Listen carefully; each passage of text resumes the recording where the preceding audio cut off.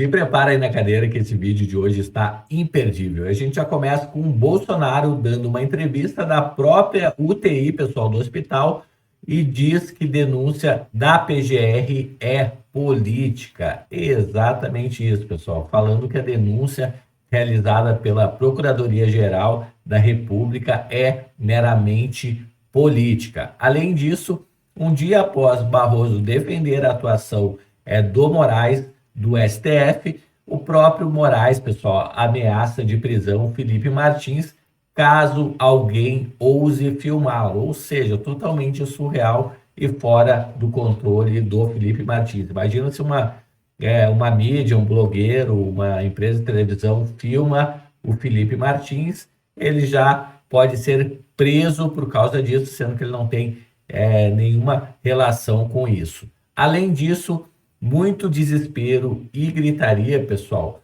numa explosão que aconteceu numa dessas plataformas da Petrobras na Bacia de Campos. Eu vou trazer aqui em primeira mão para vocês entenderem o que aconteceu lá. Além disso, o Davi Alcolumbre simplesmente estaria preparando um pacote de pedidos a Lula em negociação para barrar a anistia. Exatamente isso, o presidente do Senado negociando com Lula coisas que ele quer de interesse dele para justamente barrar a anistia, né? Será que vai dar certo isso aí, pessoal?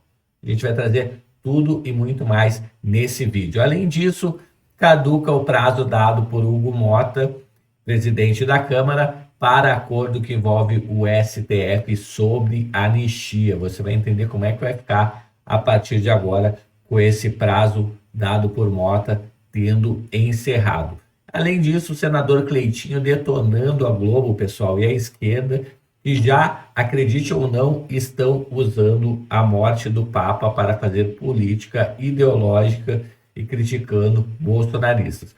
Tudo isso e muito mais, então já se inscreve no canal, habilita o sininho de notificações e já sem mais delongas, vamos para a nossa primeira notícia de hoje, que a gente já traz aqui Bolsonaro, pessoal, direto da UTI, dando entrevista e dizendo que a PGR é política. Então, primeira entrevista do presidente Bolsonaro aqui, direto do hospital, diz que a previsão é ficar mais uma semana no hospital. Tá? Então, pessoal, o Jair Bolsonaro, ele afirmou ontem, tá, que a denúncia apresentada pela PGR contra ele e outras 33 pessoas por tentativa de golpe de Estado é política e sem base técnica. A declaração foi feita durante a entrevista ao jornalista César Filho, exibida no SBT. Essa foi a primeira entrevista, né? Então, golpe de Estado sem liderança, sem tropa, sem armas, num domingo, sem o respectivo presidente para você poder destituir naquele momento, então não tem cabimento esse tipo de acusação contra mim ou contra quem quer que seja que está nesse processo, falou Bolsonaro.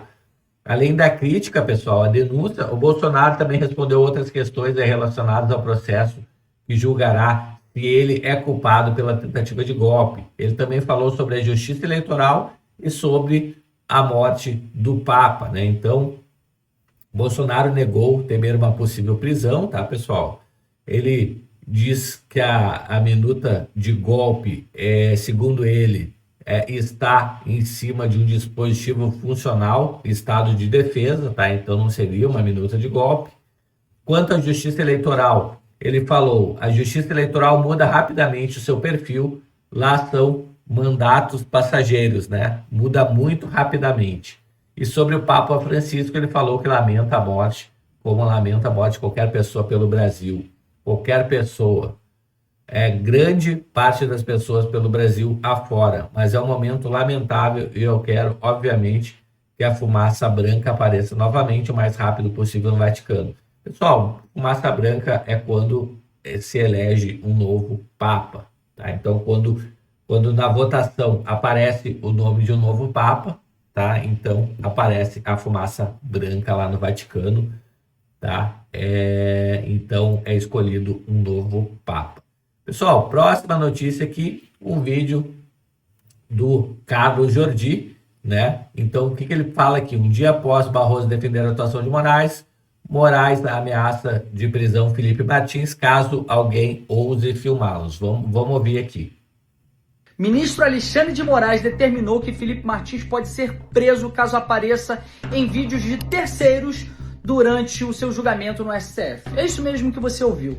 Não importa se não foi ele que filmou, se não foi ele que postou ou se não foi ele que comentou. Basta que tenha sido um vídeo alheio de terceiros para que ele possa ser punido.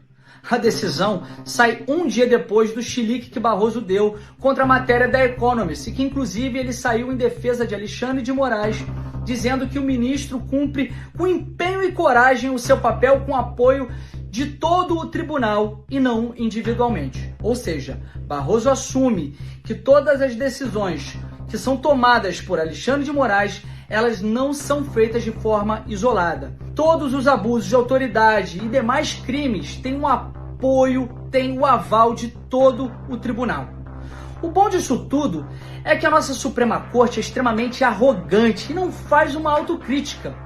E ela mesmo se revela como a mentira que ela tenta contar.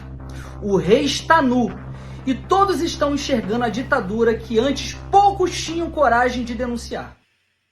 Tá aí, pessoal. Então, Carlos Jordi falando sobre a questão do Felipe Martins poder ser preso, tá? Desde se ele aparecer em algum vídeo, seja de quem for. Pessoal, próxima notícia aqui, tá? Muito desespero e gritaria, né? Aconteceu uma explosão na bacia de Campos em uma plataforma de petróleo. Em condição de anonimato, o trabalhador ainda contou a reportagem que o incêndio teria sido ocasionado por um vazamento de gás, seguido de 2 explosões na sequência. Então a gente tem a foto aqui da plataforma de petróleo PCH1, né, na bacia de Campos, incendiando, né, pessoal? Então imagina em alto mar lá, que desespero, um incêndio dessa proporção aí numa plataforma de petróleo. Muito desespero, muita gritaria. Foi com essa frase que o capixaba, que trabalha embarcado, resumiu o terror do incêndio, seguido por uma explosão na plataforma PCH1, também conhecida como o Cherne 1, tá? Localizada na bacia de Campos, no norte fluminense. Na manhã de ontem, né, o acidente, 14 funcionários tiveram queimaduras e precisaram ser hospitalizados. Foi muita correria e gritaria, o fogo veio lá de baixo e chegou na altura do heliponto, que fica na plataforma. O desespero foi maior porque tinham escadas isoladas impedindo a rota de fuga. Na hora ficou tudo complicado, mas a gente conseguiu achar o nosso ponto de encontro. O rapaz que se jogou no mar foi resgatado por um barco de apoio. Ele estava muito machucado. Os demais feridos foram resgatados de helicóptero. Imagina o perigo, né, pessoal, explodir, né, uma plataforma dessa. O que diz a Petrobras? A Petrobras foi procurada para comentar a explosão, né? E ela fala que com relação ao incêndio, já foi debelado na manhã da segunda-feira mesmo, na plataforma PCH1, né, na bacia de Campos, a 130 quilômetros da costa de Macaé, no Rio de Janeiro. A Petrobras informa que o trabalhador resgatado no mar se encontra em atendimento hospitalar em terra, consciente e estável. Outros 13 trabalhadores, né, que prestam serviço para a companhia foram classificados como feridos e também estão recebendo atendimento no hospital. Tá aí, pessoal, né? E felizmente não aconteceu nada mais grave, né? E que as pessoas possam se recuperar e voltar às suas funções. Pessoal, próxima notícia aqui, o Davi Alcolumbre simplesmente estaria preparando um pacote de pedidos a Lula em negociação para barrar a anistia. Exatamente isso que você ouviu. A negociata ainda envolveria controle do Banco do Brasil, Correios e agências reguladoras. Vamos ouvir aqui. Bom, e agora vamos a Brasília, porque enquanto a negociação pela anistia dos envolvidos do 8 de janeiro ganha espaço na Câmara dos Deputados, o governo Lula aposta numa promessa feita pelo presidente do Senado, Davi Alcolumbre, de barrar o projeto caso ele seja aprovado na Câmara.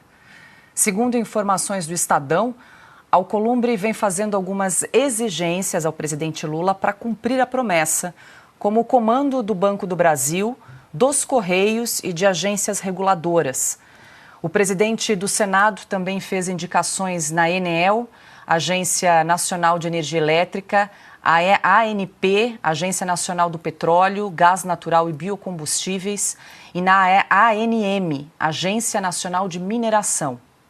Além disso, a Alcolumbre cobra a substituição do ministro de Minas e Energia, Alexandre Silveira.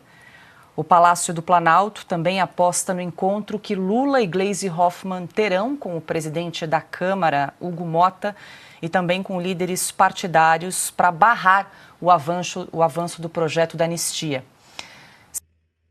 Aí, pessoal, então, Brasil sendo Brasil, aí, né? Políticos negociando a todo momento o que é mais conveniente para eles e não o que é mais conveniente para o povo, né, pessoal? Infelizmente, ainda acontece esse tipo de coisa aí no Brasil, tá?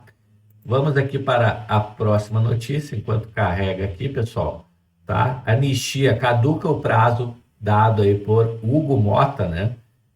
Para acordo que envolve o STF. Então, o que a gente vê aqui, pessoal, é que terminou sem resposta o prazo acertado entre o Hugo Motta, né, para um desfecho sobre a tentativa de construção de um acordo com os ministros do STF. Ou seja, os ministros nem se pronunciaram.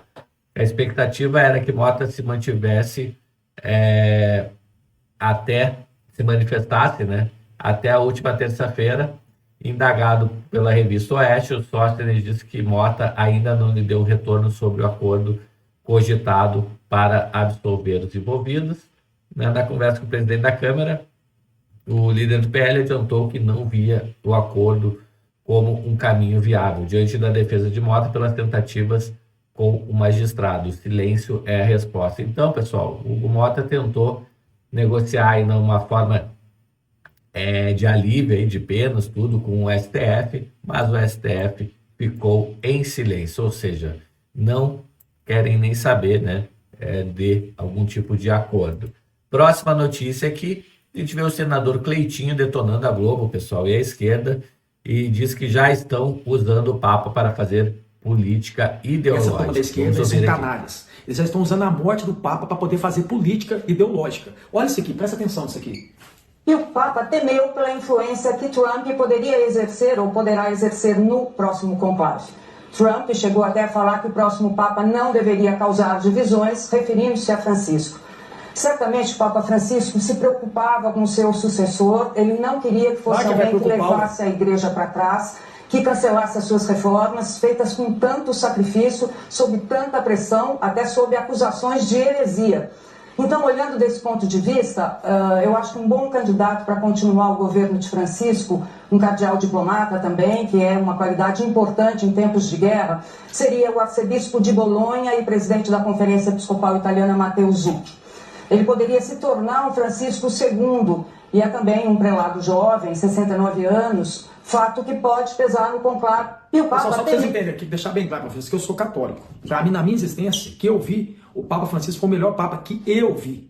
Tenho muito respeito, muita admiração por ele, principalmente que ele olha para os mais necessitados. E a humildade que o Papa Francisco tem. Agora, essa turma de esquerda, a Globo, já começou a fazer política assim que ele morreu. Essa política ideológica. Presta atenção nessas manchetes que eu vou mostrar para vocês aqui. Publicações da turma da esquerda. Olha aqui, que preguiça, que nojo. Bolsonaro nunca esteve com o Papa. Já colocaram o Bolsonaro no meio. Mesmo o Brasil sendo a maior nação católica do planeta, Bolsonaro foi o único presidente a não se encontrar com Francisco. Já fazendo política em cima da morte do Papa Francisco. Já colocaram o Bolsonaro. Tem mais. Aí colocaram aqui todo mundo agora no balaio. Ó. Bolsonaro não cita Francisco ao falar da morte da figura do Papa. Deputados bolsonaristas criticam o Papa Francisco, falando que é comunista. A postagem de Papa Francisco que irritou apoiadores de Bolsonaro. Papa Francisco fala de ódio no Brasil, apoiadores de Bolsonaro reagem.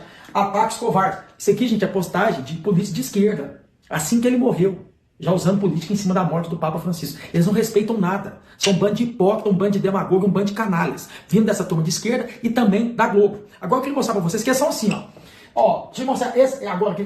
Pode passar, olha aqui, ó. O sucessor do Papa, gente, pode vir também cardeal Peter Erdo, ele é da Hungria. O cardeal húngaro Peter Erdo, pode ser, tá falando que vai ser não, esse aqui já está noticiando, sucessor. Ele tem 72 anos, arcebispo, né, de Budapeste, é conhecido pela postura conservadora e formação acadêmica sólida, e ocupou o título de cardeal mais jovem da Europa por muito tempo. Foi nomeado cardeal em 2003, logo após completar 50 anos. Ele preside a Conferência Europeia desde 2006 e é ativo na nova evangelização, que luta contra secularização em defesa do diálogo e por conta da localização húngria no ponto contra o Ocidente. Então eu quero falar para vocês assim, da mesma forma que eles estão agora publicando isso aqui, se vier para ser sucessor um papa desse aqui que está falando que ele é mais conservador, esse próprio pessoal da Globo e os políticos de esquerda já vai atacar eles. Guardem o que eu estou falando para vocês, guardem esse nome aqui, ó.